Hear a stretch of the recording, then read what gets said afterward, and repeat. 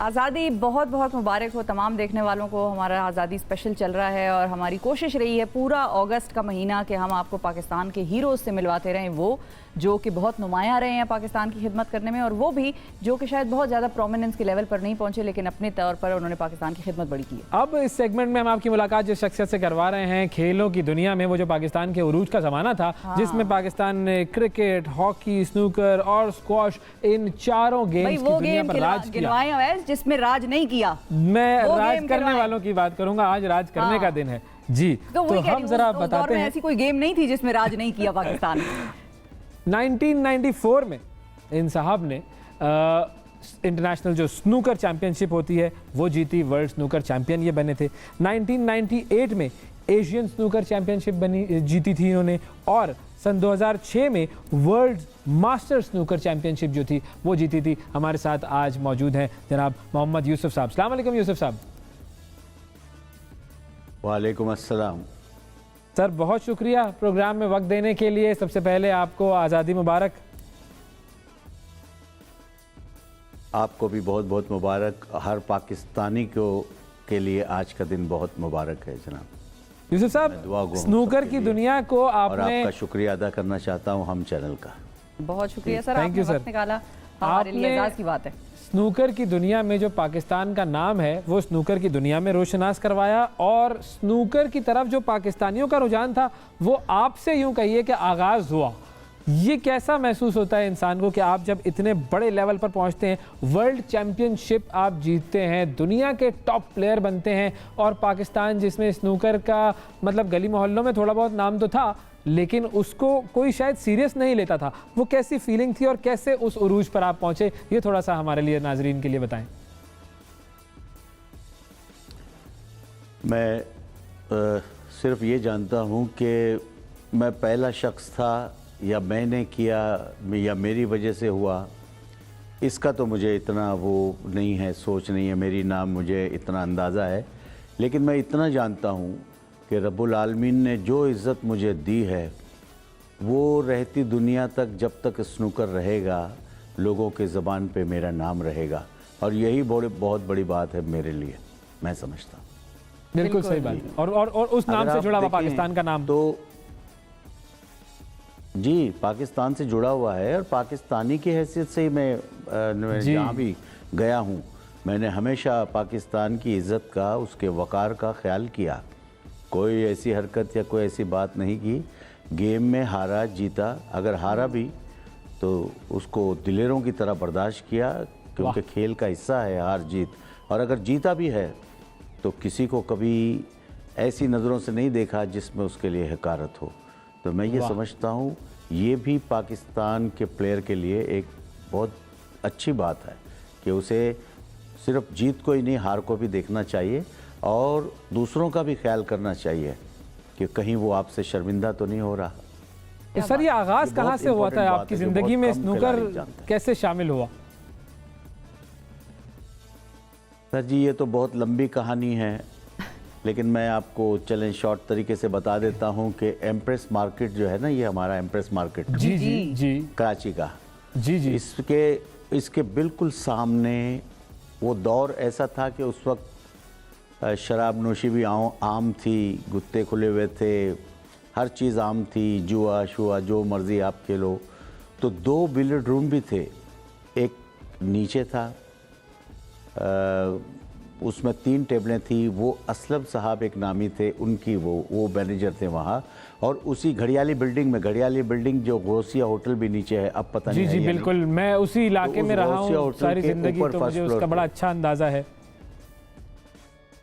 जी जी, तो उस गौसिया होटल के ऊपर एक बिलियर्ड रूम था जिसको कहते थे यारू का होटल, और उस यारू के अपना गौसिया होटल के ऊपर यारू की जो क्लब थी, बिलियर्ड रूम जिसको बोलते थे जी, वहाँ मैं खेलना शुरू हुआ, और वहीं से मैंने सही मानों में पिक किया, अच्छा खेलना शुरू हुआ, और एक वक्त आया कि मैं पूरे कराची में नंबर 1 था। लेकिन प्राइवेट क्लब जो थे उनसे हमारा टकराव नहीं हुआ था, जो 86 में जाके हुआ।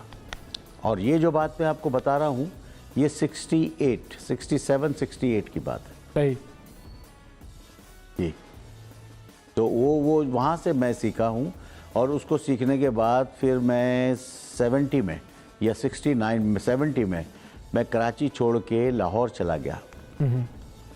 और लाहौर में मैंने अपने ज़िंदगी के 16-17 साल गुजारे। और फिर मैं वापस आया और आते ही मैंने चैम्पियनशिप खेलनी शुरू की। तो सही मानों में अगर आप देखें तो मेरा जो शुरू हुआ है, यानी कि मेरी एंट्री जो हुई है 85 से हुई है कराची में। सही। क्या बात। तो वो पहला टूर्नामेंट मैंने खेला, उसमें मैं फाइनल में हारा था। उस वक्त के जो लीजेंड प्लेयर थे और माशाल्लाह वर्ल्ड क्लास प्लेयर थे, लतीफ़ अमीर बख्श, अल्लाह उनको जन्नत नसीब करे, बहुत अच्छे खिलाड़ी थे और वर्ल्ड लेवल के प्लेयर थे वो। उनके साथ मेरा टकराव हुआ और उसमें मैं 85 में फाइनल में उनसे मैं हारा, 6-4 में उनसे हारा। और उससे हारने के बाद असगर वली का जो एसोसिएशन के प्रेसिडेंट बाद में बने, उस वक्त नहीं थे वो बाद में बने, तो उन्होंने मुझे अपने पास फिर हायर किया और मुझे जॉब दी। 1500 महीने पे मैं उनके पास काम करता रहा। तकरीबन 2 साल 3 साल तक मैं 1500 रुपये पे काम करता रहा। फिर 88 में मेरी शादी हो गई और टाइटल भी मैंने बड़ा लिया, जो लतीफ़ मास्टर के नाम का टाइटल मैंने लिया। उसमें तो और भी थे, यानी इंटरनेशनल टूर्नामेंट था वो, सिर्फ लोकल नहीं था। सही। 87 में मैं नेशनल चैम्पियन भी बना, ये भी बता दूं आपको। और 87 टू 93 तक मैं नेशनल चैम्पियन रहा कंटिन्यू। माशाल्लाह। 88 में मैंने जो है ये टूर्नामेंट जीत के इंटरनेशनल जो है एक नई शुरुआत गेम के अंदर शुरू की। आहिस्ता आहिस्ता पॉपुलैरिटी इसी तरह बढ़ती है ना जी। बिल्कुल बिल्कुल बिल्कुल। लोगों को पता चलना शुरू हुआ कि भाई मोहम्मद यूसुफ जो हैं वो खिलाड़ी हैं और उन्होंने ये टाइटल जीते हैं। बिल्कुल। अच्छा 93 में मैं जी बताइए बताइए। बोले सर, वो एक दरखास्त है, वो बाद में करेंगे, आप बताइए। 93 तक मैं चैंपियन रहा, 87 से लेके। और 94 में फिर मैं नेशनल हार गया। सही। अच्छा। नेशनल चैंपियनशिप में 94 में हारा और 94 में ही अल्लाह पाक ने मुझे जो है वर्ल्ड टाइटल दे दिया। 94 में मैं वर्ल्ड चैंपियन बना। फिर 95 में मैं फिर हारा नेशनल जो है 2 साल। उसके बाद मैं 96, 97, 98 3 साल कंटिन्यू फिर चैंपियन बना। वाह।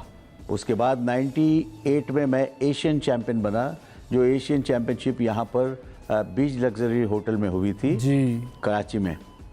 वो मैंने थाईलैंड जो था, थाईलैंड उस वक्त का बड़ा ज़बरदस्त एक नाम था थाईलैंड का।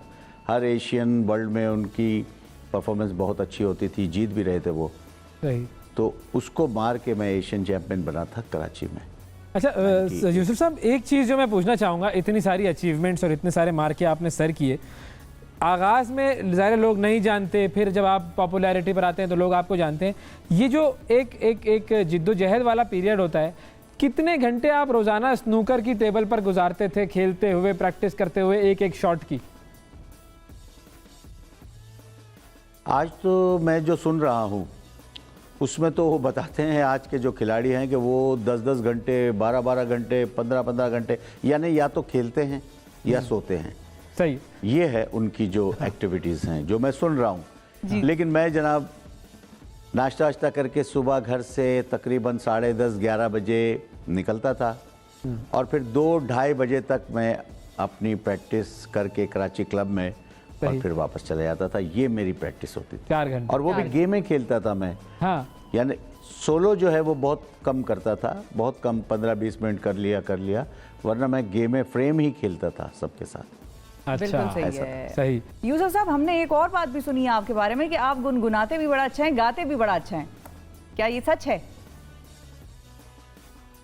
जी बिल्कुल सच है ये। मैं कंपोज़र भी हूँ, मैं अपनी खुद गज़लें बनाता हूँ, गाने बनाता हूँ और तकरीबन कोई 20 साल से ज़्यादा से बना रहा हूँ, मगर अफसोस के किसी का ध्यान इस तरफ जाता ही नहीं है। पहला सवाल पहली दफ़ा आपने किया। अभी हम ध्यान लेकर जाते हैं लोगों की तरफ। इसका ये हमारी अदना सी दरखास्त है, रिक्वेस्ट है हमारे नाजरीन के लिए भी कि ज़रा कुछ गुनगुना कर सुनाएं। और अगर कोई आज़ादी से रिलेटेड कोई नगमा हो, पाकिस्तान के लिए कोई नगमा हो तो अच्छा लगेगा सर।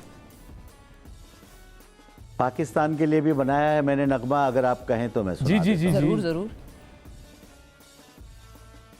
इसको कंपोज भी मैंने किया है और चूँकि मजबूरी थी, शुरू में शायरी का कोई रुझान नहीं था कि मैं कोई शायर वायर नहीं हूँ, जो मेरी समझ में आया मैंने बना दिया।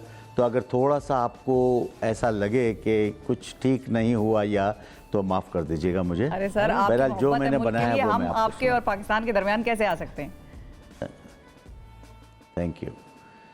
तू ही दिल, तू ही जान, तू है मेरा पाकिस्तान,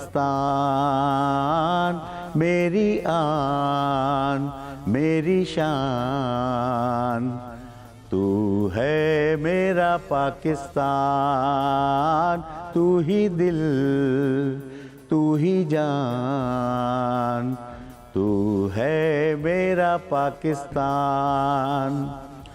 तुझसे वफाएं भी निभाएंगे हम, वाह। तुझसे वफाएं भी निभाएंगे हम, तुझ पे ये जान भी लुटाएंगे हम।